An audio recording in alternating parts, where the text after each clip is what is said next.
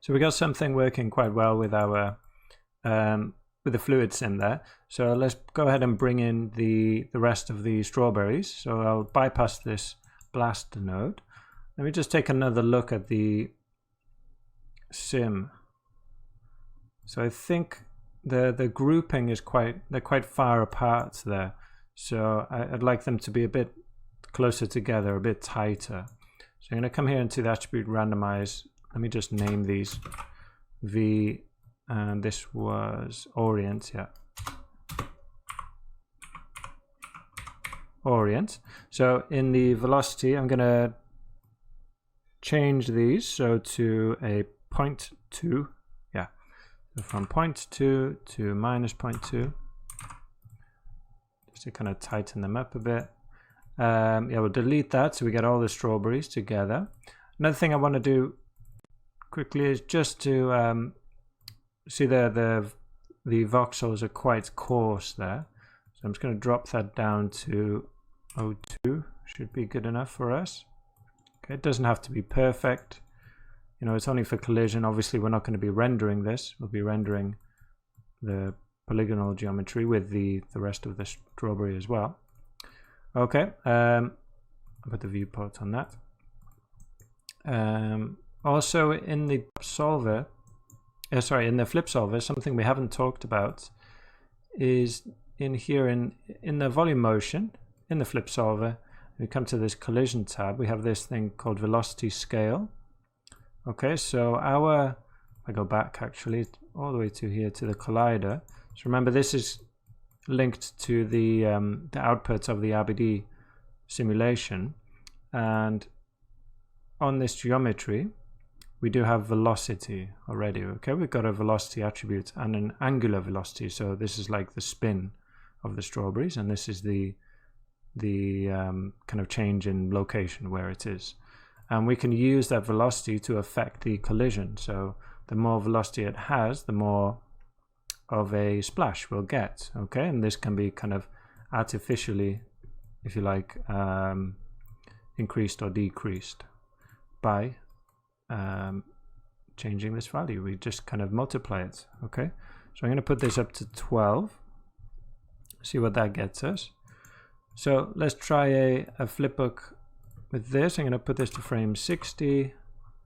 There we go, and just bring it into about there, and run a flipbook with that. 62. I'm going to go a bit higher. I don't know, I probably won't do the whole thing. I'll just do 120 probably, and let's take a look at how that comes out. So we got that flipbook all done here, and the initial collision is kind of okay. We got all the strawberries colliding, and we get a splash from all of them.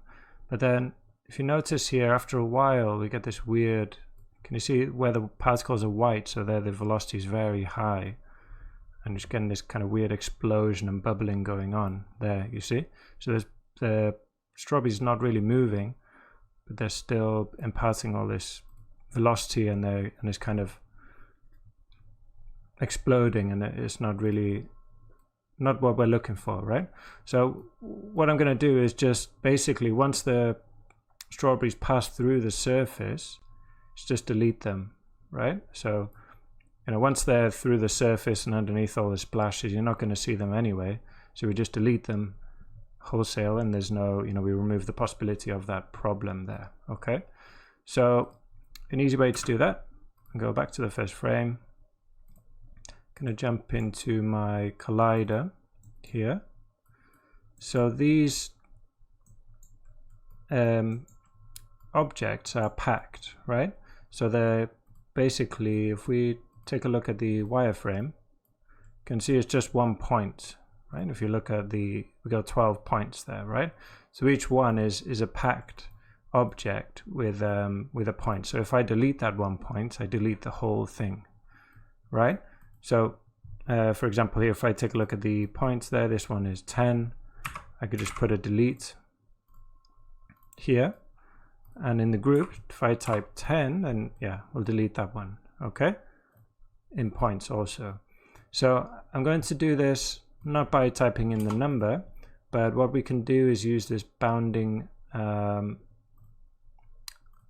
box. Okay, so anything, whenever they pass inside this box, they are deleted, right? If I show you, see that? As soon as they pass inside,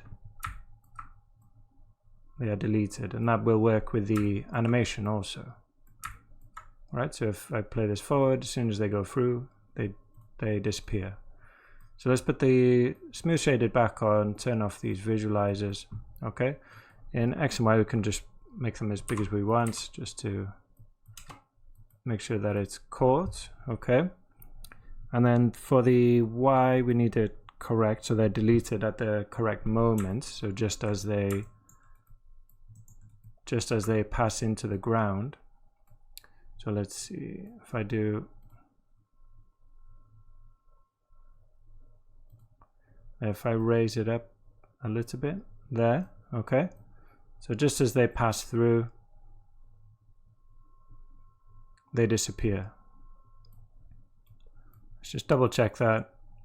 I put them so they're all on the ground there, and then just raise this up so they get deleted. Okay, let's just watch that all the way through, just make sure they don't pop back out again, because I might give us some weird results. There we are, perfect. Well, another thing I'll do is to help us with that kind of the splashing, is I'm going to jump into my flip object, yeah, and to the viscosity, raise that up to 0.75, so make it a bit more viscous, and also the surface tension, push that up to 1, and that should help out a lot with calming the simulation.